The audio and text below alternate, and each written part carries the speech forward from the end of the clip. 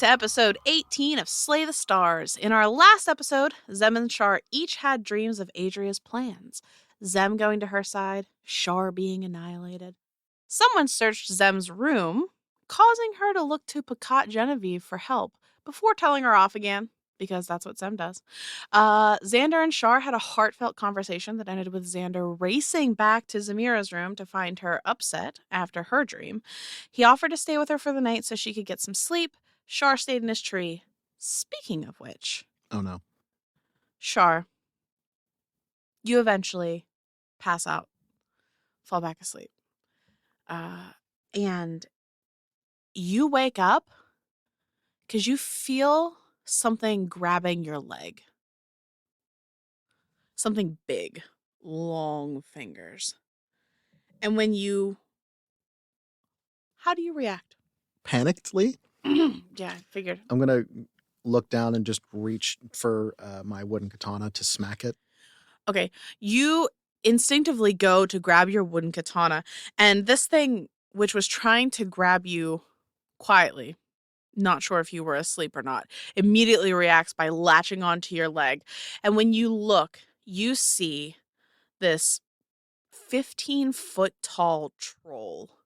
Long nose, long fingers, scraggly, patchy hair, lean, almost too lean skeletal body with patches of skin missing. Looks like just sloughed off, this like pussy necrotic growth all over its body. And it starts to try to rip you out of the tree. Oh, shit! And I need you to roll me initiative. You know what? You roll it too, Zemira, just so I have it. 11. 15. The troll is first. That doesn't for bode this well. round.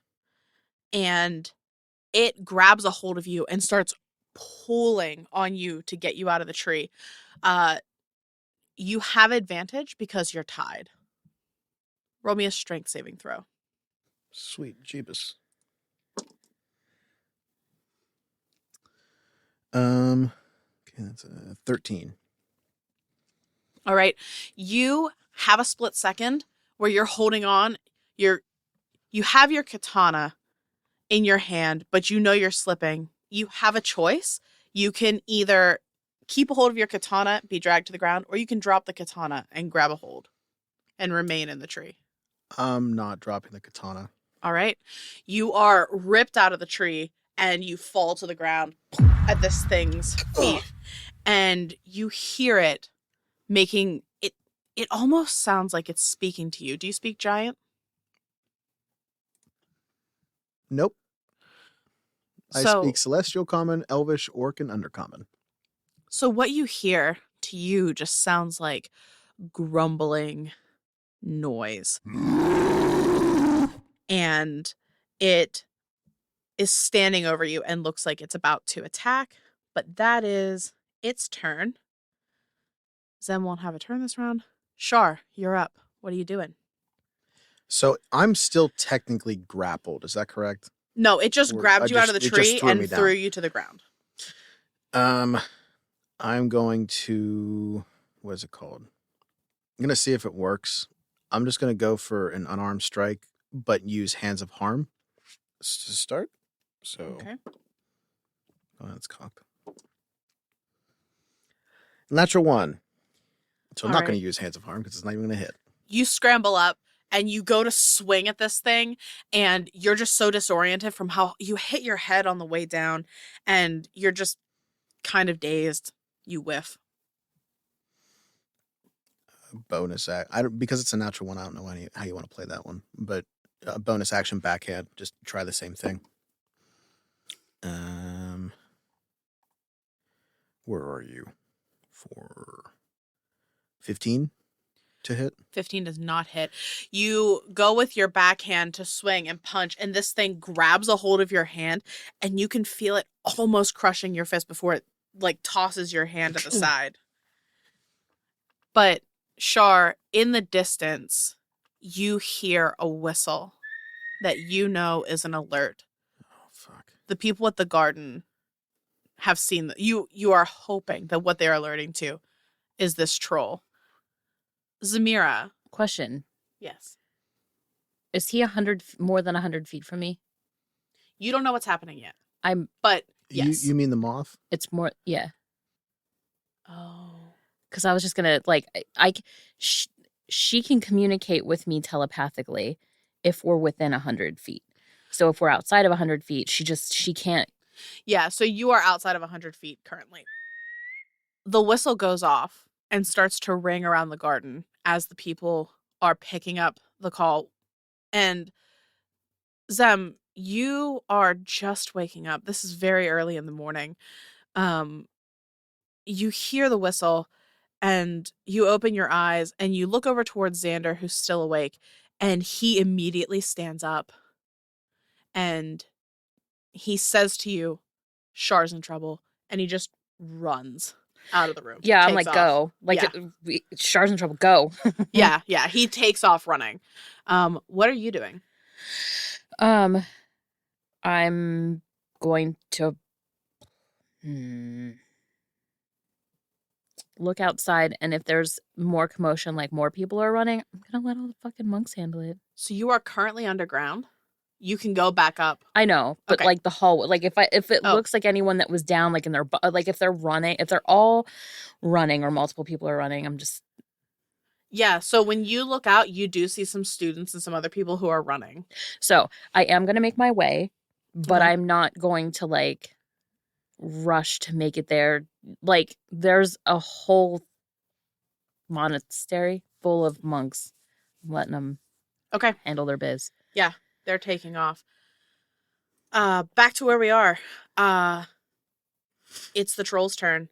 It is going to swing out with its claws at you, Char. First one is a 21 to hit. AC is 15. That is 11 points of damage. Do you resist anything? No, not currently. Second claw. That is a miss. And then after it claws you once, goes and it lashes out towards you with its mouth and tries to bite you. That one is a miss as well. It's a 13. But it's right up in your face. You can smell this. You remember back to the crocodile, and you didn't get as close to it as Zem did whenever she was dissecting it, but it had this rancid smell to its breath, and you smell that just coming off of this troll. And it is your turn. Okay. With the katana, I'm going to try to smack it across the face. Okay. I'm assuming that's a miss because that's less than the other one. And then offhand strike, even less. All right. You are struggling, and you're not sure if it's because you're still dazed, if this thing is just faster than you would expect it to be, but you're struggling. You're panicked. Char, you know you can't fight this thing alone. But you hear a few of the monks who have now gotten close enough. And you look over and you can see, based on their tattoos, that these two people are members of the Vis. One is a dwarf and one is a half-elf. I have a quick question. Go ahead. I'm assuming that Tora would be trying to contact me. So as soon as I'm within the 100 feet, like anything that she's trying to relay, like I could then hear. And I do speak giant. Okay, perfect. So you would know that the dwarf's name is Falks. The half-elf's name is Jaya. And they immediately run there and close ranks in, like around you, trying to create more targets for this troll. But that is all they can do. At this point, Xander hasn't enough time to get there yet. You said it was Folks and who? Jaya. It is the troll's turn. It looks and sees all three of you there, and it is going to take one strike at each of you. First a claw at Folks. That misses. Then a claw at you. That's a crit. That's going to hurt. That's going to hurt. That is 15 points. That was on the low end. Holy shit. Yeah.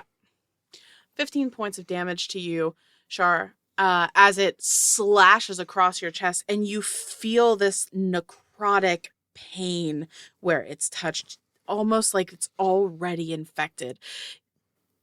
Your skin feels like it's burning up. And then it goes to bite at Jaya and misses. At this point, Zem, you are within 100 feet of Tora, and you start to hear almost like, you know, when you're tuning a radio and you're just getting in closer, you start to hear what she's trying to telepathically convey to you, and you're just getting troll and char and danger, and she's trying to mimic to you what these sounds are, trying to like key you into them. All you hear in the giant tongue that this thing was trying to say was hungry. Hungry. Okay, I'm gonna then now I have urgency and I'm gonna like dash, run, Okay. do all of the things. Char, it's your turn. Okay. I actually have a thing of holy water. I'm just going to yell, "Get back." I'm going to crack it in my hands, but not fully break it, and just chuck it at it so it breaks on impact. Okay. Roll me some damage for this. Oh. So it's just going to work? Well, I mean, you can roll to hit it, but... No, I just want to make sure, because it's not... The reason I'm doing it is not to damage it, per se. It's more along the lines to, I need it not to try to heal again. Okay. Do it. So it's 2d6 radiant, which is 10. Okay. And then I'm going to, as my bonus action with Key, back up just behind where the Vise is. Okay. Like, I'm going to be on the back side of that rank. Okay. You back up to get out of the way to let them work. You can see where this bottle of holy... Did you say it was oil? Holy water. Holy water smashes into the troll. It starts to, like, sizzle and burn this corruption that is on this troll. And it is the Vise's turn. And Char, you are not shocked by their attacks. You're more in awe. You know what these people can do. Their hands are moving so quickly, and they're landing these blows, and the troll doesn't even have time to react before it's rocked by another hit, and they've moved around now that you have backed up and you are less likely to be injured. They've started flanking this troll and just smacking it back and forth with these blows. It's looking way more hurt than it did a second ago. Let's put it that way. Will you let me know when I'm within 60 feet, please? Yeah, we're into the regular initiative now. At this point, Char, you look off to the side and you now see Xander running. He'll be here next round. And it is the troll's turn. And it is I'm imagining going... like straight up like Black Panther, Captain America run. Yeah. Like superhero run. The troll manages to hit Jaya. Okay. And then it's going to bite her as well. So this troll manages to swipe out and scratch her. And where it scratches, it kind of latches on and leans down and takes a bite out of her arm. And she doesn't make a sound. She just takes it in stride and goes around to clock this thing in the head. That's hot. Zem, it's your turn. At this point, with your double movement from last time, you are about 40 feet away. You've made it to the edge of where the amphitheater for the garden is, and you can see what's happening. You see Xander's almost there. You see that Char has backed up. He looks bad.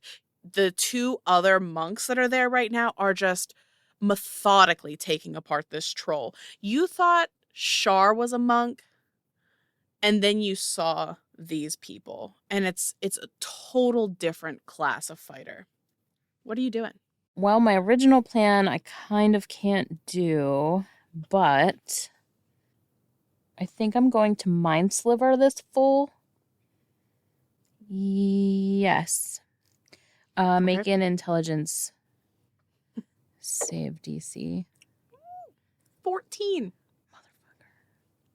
Unbelievably, that passes. You cast this spell on this big dumb troll, and maybe it's just because you're so far away and the spell doesn't quite take effect, but you see the troll's eyes dart up and look towards you while it's getting its shit rocked from a bunch of mugs. Okay. Anything else, Sam? What about, can I, because like I know I cast a cantrip, but can I do mage armor? I mean, it's a leveled spell. You have sorcery points, right?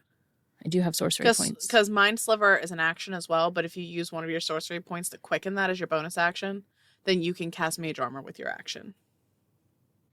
Because it was a cantrip. Because it was a cantrip, yeah.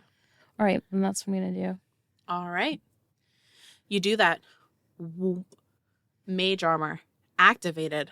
Char, it's your turn. He's just going to look up. Get out of here, you nightmare. I need you to make a wisdom saving throw. Wisdom save. DC is 15. It's going to succeed. That was Toll the Dead. Okay. He's not going to be able to do too much more. That's the problem. All right. Are you moving or anything else? I'm still going to stay on the back end of that like grouping, but I'm not going to get out of the fight. I'm just trying to avoid being a hindrance. Okay.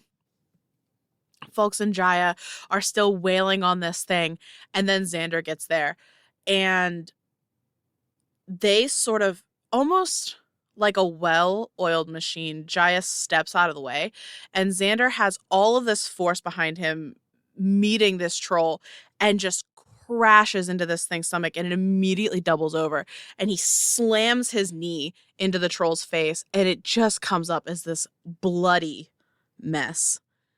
It's the troll's turn. It's going to try to attack Xander now because he is clearly... That's a crit. That one's going to hit too. Reaction, silvery barbs. On the crit? Uh-huh. Still hits, but it's not a crit. So you see Xander land these hits. But Char, you notice these hits are powerful. He is hurting this troll. It looks like it's on its last leg, but he's not being careful. He's fighting like someone who's scared, and he leaves himself open, and this troll lashes out with its claws and manages to bite his shoulder. And Xander, like Jaya, does not call out or show any weakness in the moment, but you can see that he just got injured badly. Zem, it's your turn. Okay. So I'm going to take the advantage from the reaction. Okay. And I'm going to Witch Bolt, but I'm going to Witch Bolt at 2nd level. Do it. Portents. No. What did you roll for portents? I didn't. 16 and a 4. 4. 16 and a 4. So that would be a 21 to hit. Yeah, that hits. And then I'm going to do... Oh, man. It's... Don't let me down. Is that full? Very, very close. 22. How do you want to do this, Sam? I think that's my favorite part. Is it's just the monks beat the shit out of and then Yeah. So I want to hit it like with all of this electric energy, and I want it to like burn through like all of its veins, but I want everyone to like see it. Xander has an intimate look of this as this thing is like latched onto his shoulder with his teeth and is biting into him. And this witch bolt crashes into it, making it tense up for a moment. And you see the spidering electric burn throughout its body. And where that holy water hit it earlier, it seems to be even more effective. It turns this like red burning color. I had fucking advantage. I literally said I have advantage, and I Oh. only rolled it once. It doesn't matter. It wouldn't have hit, and I would have needed the Had to same use thing anyway. fortunes. But Okay. sorry. No, Please. you're fine. And eventually it releases and Xander throws its corpse to the ground. And he reaches up and he holds his shoulder and his other hand's on his side. But he walks over to you, Char, and says, "Are you okay?" Char's just gonna collapse on the ground. Yeah, I'm good. And he's gonna look over to Zem, make sure she's just kind of like. He's just gonna look over, like give you a thumbs up, like you could. Zem, you Did you full on like cowboy this shit? Like Zem, razzle dazzle, bitches. you look around and the other monks who are there, they don't look concerned. A lot of them are the students. Some of them are other keepers. Ulrich is not here. Genevieve is. They are watching this fight as sort of a spectacle, right? God, I hate this guy. There's no cheering or anything like that. But they're just watching this spectacle before them. Like it's some sort of gladiatorial event. And Xander looks to the two Vis who are there and he says, "Help take Charlemagne back inside. We need to get him seen." And he looks at you, Zemira, and there's this look of awe, a little frightened. Turned on. Little turned on. That's what it always is. Every time. Just little turned on every time people see you do this. No, I'm standing there, like kind of bent over. My hands are on my knees, like, and then people just sort of start dispersing, and I stand up, and my hands are up, like, what the fuck? Yeah. The people who were closer to you and saw you do this are all kind of looking at you, in shock. But yeah, a lot of the other people who weren't directly next to you are sort of looking around like, what? Where did that come? Like, why? Nobody expected it. And when you put your hands up and say, "What the fuck?" you see Genevieve walking towards you. Are you going to interact with her, or are you going to just like turn around and be like, Well, if Char has already started walking away or being escorted to get like whatever. Yeah, Jaya and Falks have sort of like, one arm over each shoulder. They're helping him walk in. I'm okay. I'm okay. Then I'm gonna check on Xander, and if he's also starting to walk, then I'm just gonna like hands on my hips and then follow. And if she catches up with me, I'm not gonna like. Yeah, she comes walking over towards you and says, "That was impressive." Thanks. And she inhales like she's about to say something else, and Xander comes walking over to you and says, "Zemira, do you want to come with me? I'll show you to the infirmary where Char is going to be seen." Yeah. And he looks at Genevieve and says, "Picot," and then escorts you in. And she's not happy, but trying not to show it. I'm gonna turn around, like wiggle my fingers at her. Bye. Bye.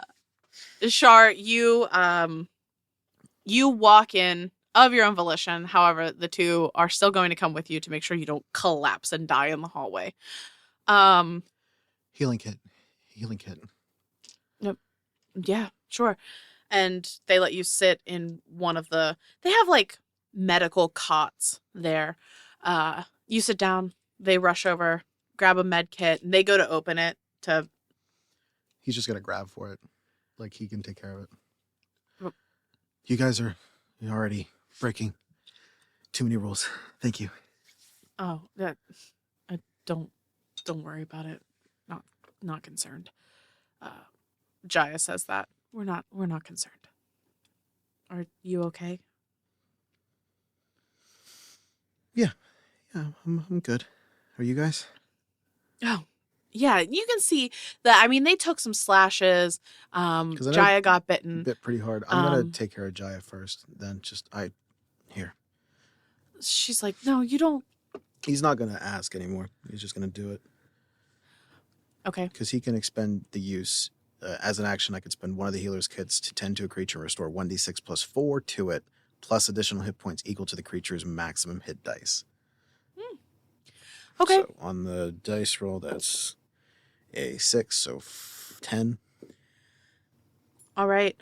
As you are tending to her, at first you're cleaning out the wounds, wrapping them, and then as you are using the magical energy that you now possess to heal, she doesn't say anything, but she looks at you. She is a master of the key in her body and her own life force, and she can feel that it is being manipulated by somebody with magic. She doesn't say anything. See, that's the thing. Okay, so maybe we can come back to that. Are we interpreting the healer feat as magic? Yes, I Okay, would like to interpret cool. that as magic. Back up. Yeah. And she doesn't say anything. She just looks at you. A little interested. Curious more than anything, right? Yeah, curious. But as you are doing this, Xander and Zemira come into the room. What are you doing, Zemira, when you come in? Always got to show off. Yeah, you do. This was all you. I mean, I finished it. But Yeah, good shot, by the way. thanks. Char, what are your hit points at currently? Currently, 10. He looks like garbage. Like, Well, yeah, I mean, under a third. I I'm know, sorry. but I want you to be aware of what he looks like. Yeah, I'm just then I'm gonna get serious and come over like, are you okay? Let me help you with that. Yeah, I'm good. I'm good. Much like you wouldn't take no for an answer, I'm also going to wrap bandages around you, even though it's probably stupid at this point because you're probably fucking already fully healing yourself, and I'm like, Zemira, roll a medicine check. Accidentally poisoned Char. Is that a natural 1?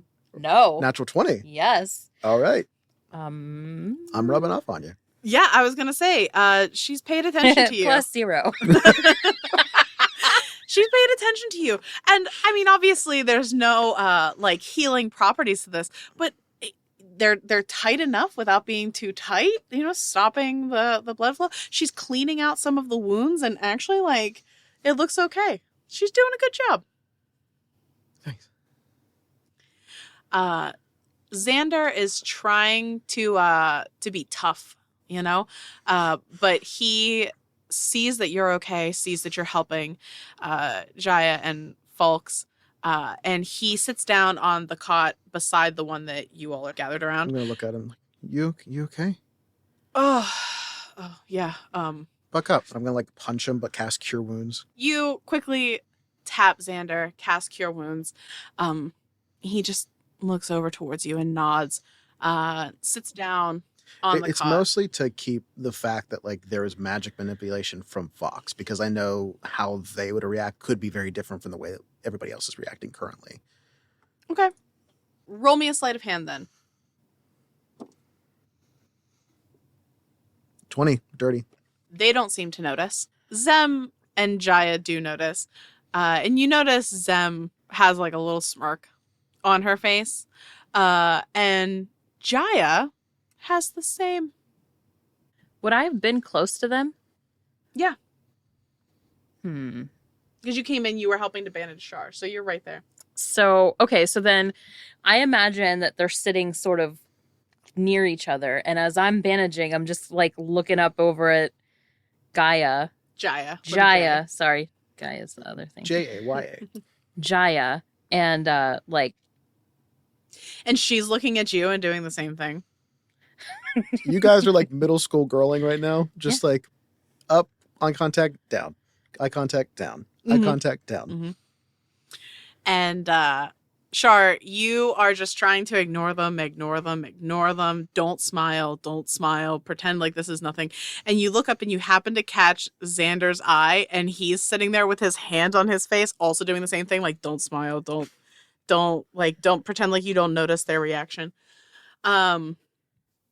And into the room comes Ulrich. I'm glad you all took care of that. Straight up, like as he walks in, like if Char notices, he's standing up, just out of habit. Okay. Yeah, Xander. You notice also Xander immediately stands up. okay. Uncomfortable, but sure. Ulrich is like, I'm glad you're all okay. This isn't our first troll. You're all fine. The disease hasn't spread to any of you. Under my breath, I'm like, Captain Obvious.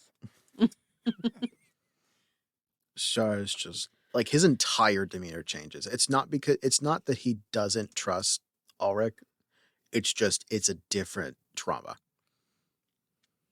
Okay. And you would notice almost damn near immediately. When he asks if the disease has spread to any of them, Jaya looks down and says, "No, I think I'm okay." And Falks is like, it didn't hit me. And Xander's just laying there on the cot. He hasn't said anything. Char is not saying anything, but now he's like double checking like the silence. Like Ulrich looks over at Xander and he walks over towards him and he says, "Let me see." And Xander moves his hand away from his shoulder where the troll had like bitten down. And he looks and Ulrich, not gloves, not anything, he like touches the wound, moving the cloth away from it. And you hear him exhale. "You're gonna be fine. We just need to clean it out. You're lucky you canceled that natural 20.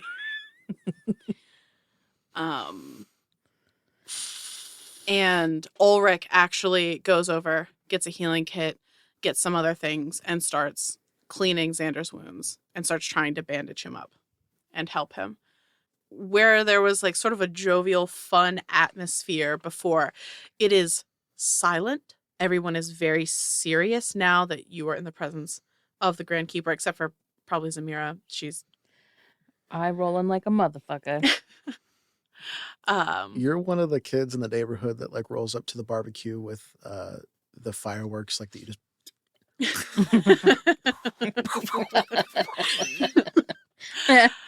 I don't have any reason or desire to be reverent in this place at all. Like, full stop. we are aware. Yeah. When he's finished, Ulrich says, "All right, are we ready for our meeting? I have the CN assembled in the meeting room. Genevieve is making sure that they're ready. I know that it's been quite the morning. I have breakfast laid out there as well, if either of you are hungry." Thank you. I'm gonna look at Xander before I like respond to anything. Like, I'm looking for an indication of like, do we accept hospitality? Xander looks over at you, makes eye contact with you, Zem, and he stands up and he's like, I'll come with you. I want to hear what happens. And Ulrich is like, you need to stay here and heal. You look terrible. And Xander's like, I'm fine. It doesn't take a high insight roll to see that he is not fine. But Ulrich, seeing that he's not going to win this fight, just sort of shakes his head. And he says, then come if you're coming. I'll follow lead. Okay. Char, as you go to walk away from Folks and Jaya, Jaya grabs your wrist, and when you turn, she says, "Thank you." Thank you. And she whispers, "You do have friends here." I know. I don't want to put you guys in a position to... And he's not going to finish the sentence. And she squeezes your wrist and lets you go. You're led out of the infirmary, down the hallways, eventually coming to a large meeting room. Char, you would know that this is the meeting room used by the keepers, by the Grand Keeper, the Pacat, for important meetings. Usually people from outside of the garden are not allowed in this meeting area. So the fact that they're holding this here makes you think that it's important. They're taking this seriously. Zem, like immediately upon like the chance that like we're out of the infirmary and start walking, he's going to hit you on the shoulder, and because he casts it once a day on you to keep you safe, you have advantage on your next initiative roll. Okay. Okay. And so you walk into the room and you see seated around the table are the 6 CN. So Char would know that these are sort of like the keepers of knowledge for the garden. They are below the keepers on the hierarchy chart. But if you need to know something, they're the people you find. Think of them as sort of like librarians. Okay. Badass librarians. Badass librarians. How do you spell that? SCIEN. SCIEN. Okay. And you see they are all assembled, along with Genevieve, who is currently sitting to the right of the seat that's at the head of the table. And when you come in, when all of you, the 4 of you, come into the room, everybody's there, stands up. And Ulrich walks around to the front of the table and motions for you, the 2 of you, to go down to the other end and sit at that end of the table. And usually, as a keeper, Xander would be sitting towards the head of the table near Ulrich. And there is a seat on Ulrich's left that is open. He does not take that seat, and instead he walks to the other end of the table and sits with you and Char. Sandra, what are you doing? What I should have done last time. And he sits down. If you keep protesting, I'm gonna like lean behind his. I don't know why in my brain he's sitting in between us, but I'm gonna lean behind him and go, "Quit being a bitch." We're gonna die. Xander leans over to you and says, "What your wife said." That's not. And the 3 of you are now laughing, and everybody at that end, dead silence, not laughing. Boring side, awesome side. Clear divide. All right. And Ulrich says, "All right, we need to get this started and get this over with. 5 questions. I'm going to give you 5 questions. We will tell you what we know. I've assembled all of the CN here so that you have access to the knowledge of the garden. When we are done, we'll talk about what comes next." Char like noticeably just gulps. Right as soon as Zem speaks the first question, Char is going to cast Detect Magic and just keep an eye on the entire situation. Okay. So you know who I am, and you know where I come from. I haven't been delicate about the fact that I don't trust you.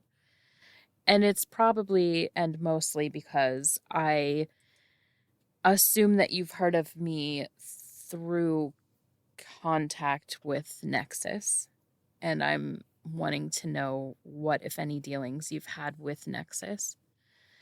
And if you do, who do you interact with from there? So you see one of the CN, Albus. He is male, half elf, starts to speak, and Genevieve cuts him off before he can even get a word out. And she says, "We do not have any dealings with Nexus, and infiltrating them with spies is out of the question. We are not a spy organization, Zemira. We are monks." And you see a look. Back up. Both of you roll me insight for the entire moment.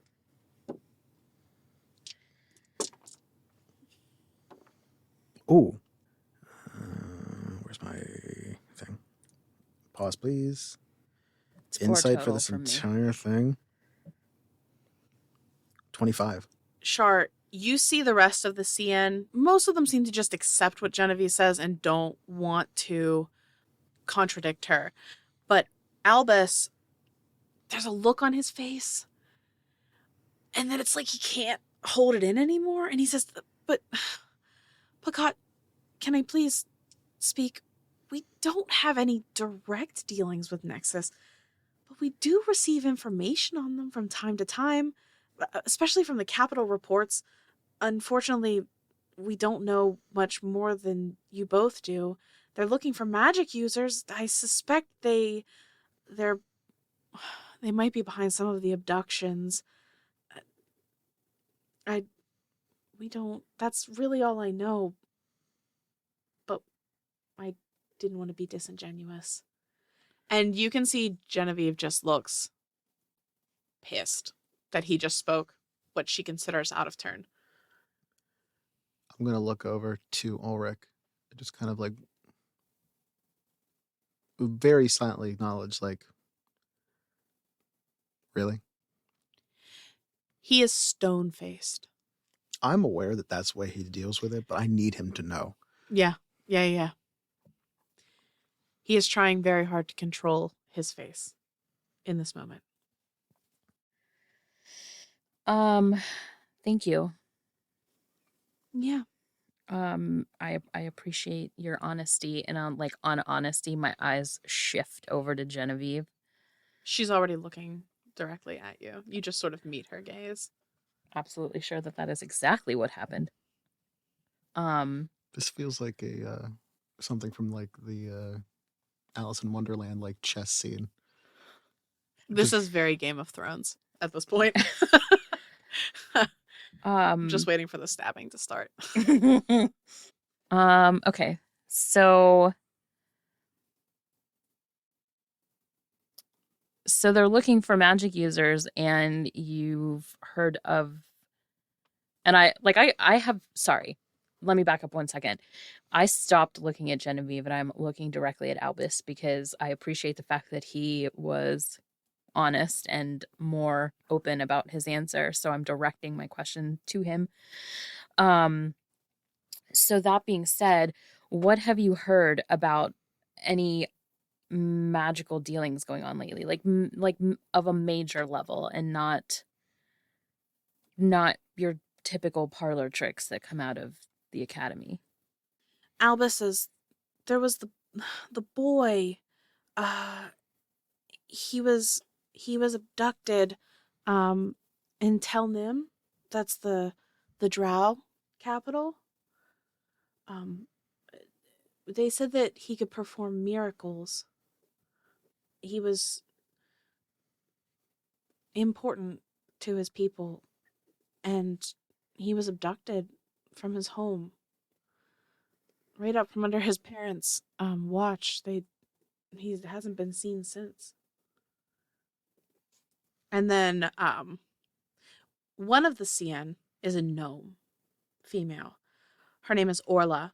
She's like, "Oh, there was also a trove of magic items that were found in Morbale that used to belong to the old kings before the Empire came in. The dwarves are claiming it's their right to keep it and maintain the find, but everybody wants a piece of the hoard. We heard that an envoy from Stellium is on their way as we speak, to act as intermediaries and to help the dwarves understand what they found. We heard that Headmaster Ristos is leading the expedition. Last report we got from them said that she was going to take 2 of her deans with her, but they're squabbling over who gets to go." Sounds right. Yeah.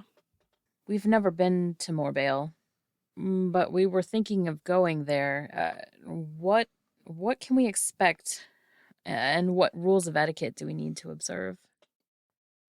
Another one of the CN, male human. His name's Hector. He seems to have attitude, and you see he glances to Genevieve, and the two of them share a quick look. Char, you clock that he's looking to her like almost like, should I answer or how much should I answer? He's looking to her like she's his boss. That's how this look comes across. Sorry, what's his name? Hector with a K. Hector looks at you, Zemira, and says, I'm the current envoy to the dwarves. They're good people, smart. They never relied as heavily on magic as the rest of us, so they didn't experience as much decline when the divine magic fled the world. They don't put much stock in gods, though I suppose no one does anymore. They value smarts and bravery, but make no mistake, they didn't surrender to the Empire, and I wouldn't go around telling everyone you're from Saltspire when you get there. If you got coin, they're happy to take it. They're a big commerce point, being in the center of the world as they are. Shoot straight with them, you'll be fine. So just to confirm, because I have detect magic up, do I see anything magical or any spells being cast specifically? Glad you brought that up again. No spells being cast. No magical items on any of them. Interesting. Yeah, it is weird. You would have expected something. And there's nothing. So they don't have any kind of customs that we need to observe? No, I mean, just, treat them with respect like you would anybody else. If they offer you a beer, an ale, take it. Never turn down a drink. That's it. Well, I also don't put much stock in the gods. But I've heard a name a couple of times recently, and I was wondering if you could tell me what I've heard about it. Or, I mean, what you've heard of about it. The god, Oppenor? Oh, and you see Hector looks directly over at another one of the CN. Her name's Rayla. Female, human. She almost cops an attitude with you, Zemira, very similar to your own attitude. And she's like, honestly, do they not teach you anything at school? Oppenor, deity of knowledge, thought, mind, wisdom, ultimate truth. Not a god who generally inspired fanatical worship. She sort of leans forward. He did have cults, though. Cults obsessed with seeking out knowledge of things like the future. Do you know who the Sibyls are? I mean, were? No, because I was too busy furthering my skills and my own power. Oh, well, let me educate you, Zemira. And she leans forward and she says, the Sibyls were women who pushed their powers trying to gain the power of foresight. To see the future, to know it, to change it. But no one's heard of them in centuries. Nobody even really believes in that kind of magic anymore. Char freezes. And she's staring at you in like a knowing sort of way. And Char, yeah, you clock this as like she's daring Zem to pop off. She's trying to goad Zem. I mean, they sound like they were powerful beings. They certainly were. Mm-hmm. That's all you got? Do you have another question for me? Well, anyone really. It doesn't need to be you. So we do know who the council is. But Do you know about why Sylpharum would have been speaking to seedy people in Ocean Guard? I was definitely under the impression that this would not be a place that he would be seen in. What possible moves could he be making there? At that question, you actually see Ulrich sort of perk up a bit, and he looks over towards Anna. She's an elf, female. He says, Anna, is there something strange happening with the elvish seat? Didn't that didn't he just take that seat a few months ago? And Anna says, we've had no reports of anything being amiss in Annenfell. I assure you, Grand Keeper. Char, you clock that she is being very deferential when she says Grand Keeper, but when she tilts her head, it looks like it's almost directed towards Genevieve, not Ulrich. And she says, as far as Sylpharum goes, he is a fine man, though annoying in his haughtiness. I would be surprised to know if he had any dealings in Ocean Guard. I will look into this at once, though. If the elf seat is compromised, Annenfell needs to know. So no guesses. No, I haven't heard anything. What platform did he run on? Oh, I mean, he's from a good family. His family has done many good works in Annenfell. You can tell you Offended. threw her off with that question, and she's being dodgy about it. Yeah, he's a good man from a fine family. All right. So it took every ounce of me to not be like, first of all, how dare you? Question 1. So tell me about the animals and the goings-on that are happening around here. Is this the 5th, or you're trying to go further than 5? I'm going further than 5. We've already done all 5. Okay, I thought so. When you go to ask the next question, Ulrich looks up, and he looks like he's going to let it slide. And Genevieve says, Grand Keeper, I believe that was 5. And Ulrich says, yes, Genevieve, but if they're going to be traveling, they need to know. And he looks towards you and says, final question. And Before I forget to ask, because I know this is a stupid thing, but I would like to know, are our magical items being picked up on my detect magic? Because we have rings on. they're not. Thank you. So Shit, I thought I got away with it. I believe it's the final CN, the one who hasn't spoken yet. Zash, human male, speaks up. He says, the blighted creatures have been coming since the last solstice. Their numbers are increasing. We do not know what is causing them. The blight seems to be worsening. We don't know if this was one occurrence that has progressed, and so these are all things that were infected at the same time. We don't know if this is spreading from one creature to the next.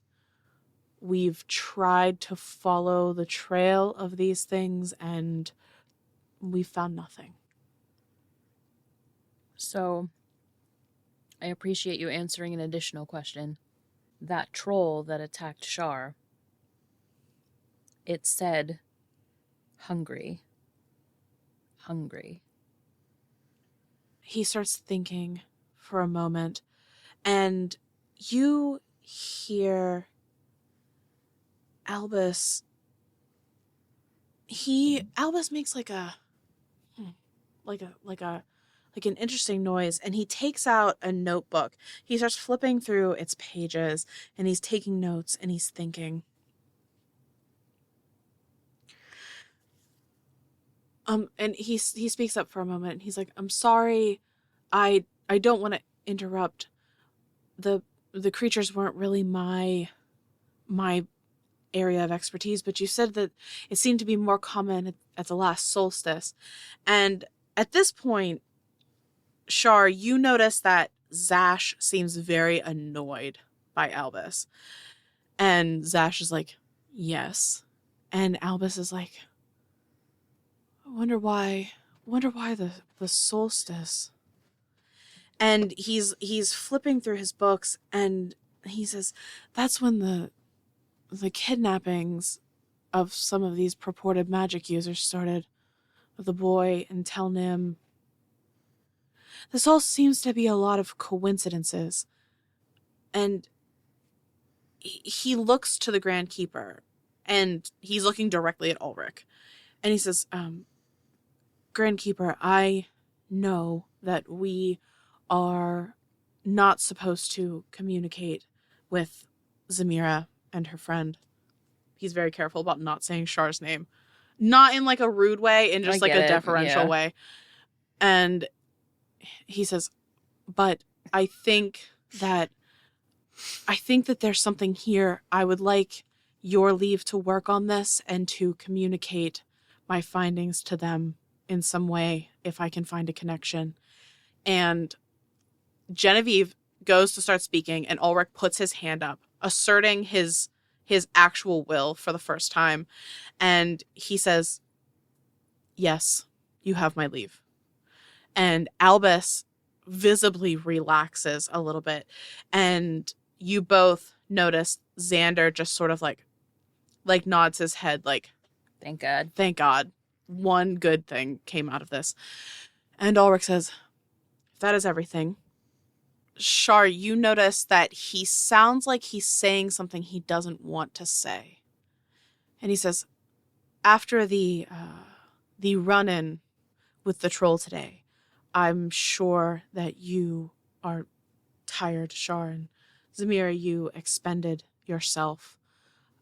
If you would like to stay one more day, I will give you leave to stay here. Char, I will even allow you to stay inside the garden." He's not going to look at him, just head down. Just, "Sir, I have already taken advantage of your kindness beyond the point where it should. I could not imagine needing to stay here another night." Is that your feeling as well, Zemira? I would not stay here a single night more if I was bleeding out and dying. Because it was panic Char. Zem was just like, "I will burn it to the ground." Our stay here has been nothing but awful. 0 stars. 0 stars. Ulrich tries to keep a stone face during this whole thing. Zemira, you don't notice. Char, you notice that just around his eyes, there is a moment of relief and also humor. He thinks that Zemira is funny. And now I like him. And except I don't see it. Xander is like, he went from like relaxing when Albus got leave to help you to like every muscle in his body is standing out, because this is the moment he was dreading the entire time. But Ulrich says, "As you wish." And you can see that Genevieve looks frustrated. She wants to say something, but this is the first time she is at a loss for words. And Ulrich says, "Well, then, I will have your horse brought around, and you are free to go." I'm going to get up. Thank you for answering our questions. Thank you. Of Thank course. you. I'm going to look directly at the Grand Keeper, at Ulrich. You have been kind enough to indulge us with an extra question. Would you ask anything of us? a question was the implication, not a favor. The poster that we received said that the two of you are criminals, murderers. Fucking idiot. Is it true? The posters do not tell a whole truth. That is a safe answer, Thank you, sir. Charlemagne. And Xander stands up and says, Grand Keeper, I will see them out. And Ulrich is like, of course you will. But he doesn't say no. He just nods. And the three of you are free to go. As we walk by, I'm going to stop by Albus and I'm going to point to his notebook. And I'm going to say, you be careful with that thing. Seems like unseen things look at your notebooks if you just let them lie around. Looking at Albus, you would guess that he's probably early 20s, probably brand new to this role. And he has this naivety about him. And he's just like, oh, yeah, of course. I'll let you know if I find anything. If you find out anything that could help me with my work, send it here. We're allowed to communicate, so if you can help me and I can help you, this could be good. You and I are allowed to communicate? The three of us. You notice he's still weird about like looking at Char because he's not sure what the relationship is. But I'm gonna walk a little more like away so that they can talk for a minute if they want. Yeah, okay. How will you find me? Oh, well, that's a good question. I guess we could use paper birds or something like that. It would be expensive. I probably wouldn't be able to send them frequently. I mean, I don't have paper birds. Oh, well, I guess we'll have to find a way. I mean, like with all your knowledge, you don't have like. Oh, I'm not. I can't do magic. Right. Fair enough. Okay. Sorry. Anyway, no, fine. It's all good. I just make sure you keep an eyeball on this thing. Oh, of course. He clutches his book to him. You can tell he has a very strong relationship with his notebooks, like you. Feel you, bro. Okay. Okay. Genevieve, it's been awful. See you never. I'm sorry you feel that way, Zemira, and I hope we see each other again. Queen. Anyway. Bye. And her, hopefully we see you again. Sounds like a threat. So my question to Ulrich specifically was relying on the insight from the rest of the group to see if anything seemed amiss from any of them, since I cannot rely on magic sight, apparently. Mm-hmm.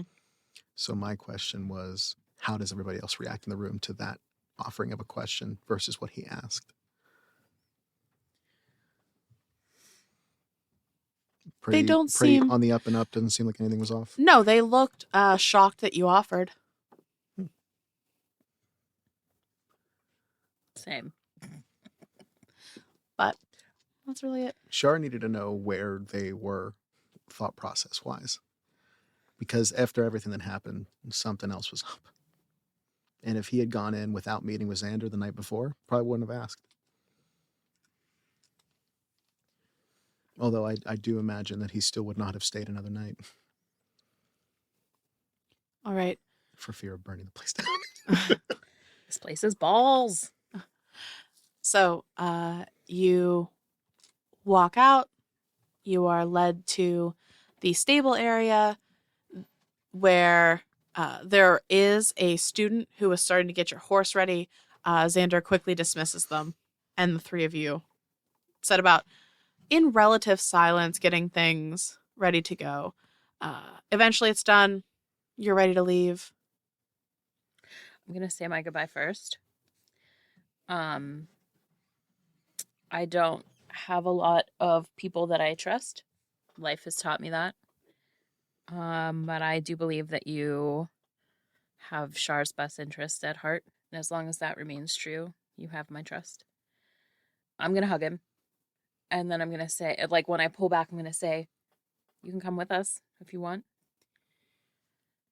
You say that, and he's nodding, and you go to give him a hug, and he's not somebody who's used to being hugged. He doesn't get a lot of hugs, so there's like this very like tense moment, and then he relaxes and he hugs you back, and it's genuine. And when you say to him, you could come with us, he just, I hope that my presence here will be more helpful than me simply coming with you. I understand. And then I'll like walk away. Okay. I'm giving space. Okay. He turns towards you, Char, and he says, I'm probably going to regret sitting with you both today. But it was fun seeing the look on Genevieve's face. Yeah. She's gotten worse, hasn't she? You have no idea. You really have no idea. Xander. He's just got to be completely, like, lost from words. Xander puts his hand on your shoulder and says, listen, I know that you're scared, and I know that things have been hard, and there's a good chance it's going to get worse, but, and he tries to meet your gaze, because you are one for not looking people in the eye, and he says, if you can't do it for yourself, do it for her. I saw something in her last night that scared me. It reminds me a lot of what's happening here. I'll keep her safe. Yeah. I'll find you again. I hope. Of course. In this life or the next. And he squeezes your shoulder, and then he just turns to both of you. Okay, now go before the opportunity is wasted. And the two of you head out of the garden. And I imagine you ride in silence for a long time while you think about everything that just happened. Oh no, Zem's a crackle fire right now. Who knows? That's true. I just picture you guys get not even out of earshot of Xander, and Zem's like, bow chicka wow wow. Just totally break the whole somber mood. I'm just gonna stage whisper, like, did you make out? Would you shut up? And that's where we'll cut it. Last words of this episode. Did you make out? Thanks, everybody. Hey guys, this is Arthur Polino with Slay the Stars. Thank you so much for listening to episode 18. Hope you're enjoying it so far.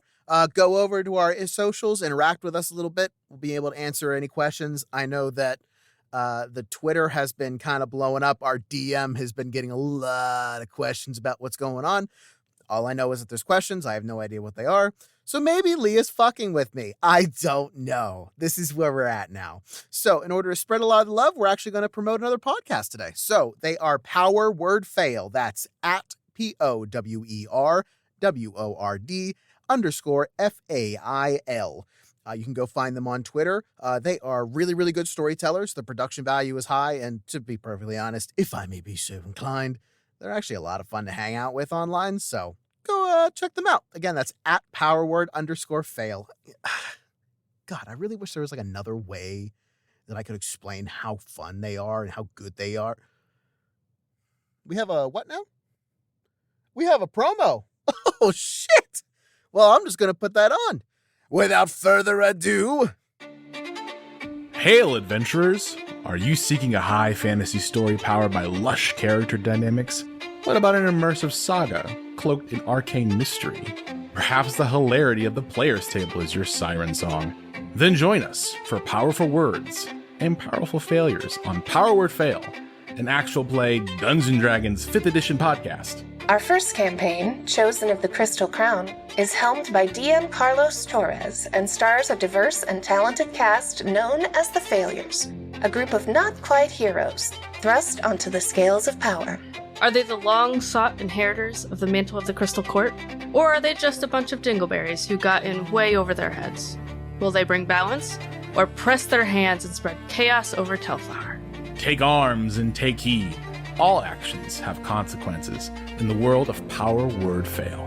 Check us out Mondays wherever you get your podcasts.